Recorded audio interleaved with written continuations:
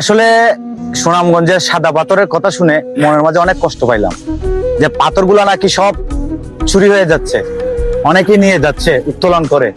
আসলে আমার জীবনে এখন পর্যন্ত সাদা পাথর যাওয়া হয় নাই, আমি শুধু দেখেই গেলাম আজীবন।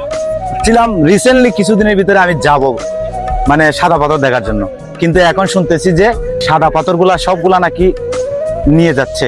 তো আসলে শুনে আমার খুবই কষ্ট লাগলো, আর আমার আশা ছিল যাওয়ার জন্য, রিসেন্টলি যাব ভাবছিলাম কিছুদিনের মধ্যে আমি যাব, কিন্তু এই কথাটা শোনার পরে মনটা এত যে দুর্বল হলো। আসলে যারা নিয়ে গেছে তাদেরকে কি বলবো, আমি যদি পাইতাম আমার সামনে এইভাবে, বুঝছেন, কিন্তু পাইলাম না, আমার আফসোসটা রয়ে গেল। ঠিক আছে, কারণ আমার অনেক শখ ছিল আমি সাদা পাথর যাব, গিয়ে দেখবো, অথচ আমার বাড়ি সিলেটে, সিলেট শ্রীমঙ্গল। কিন্তু আফসোসের কারণ হচ্ছে আমি এখন পর্যন্ত সাদা পাথর দেখতেই পারলাম না, এর আগে উধাও হয়ে গেল।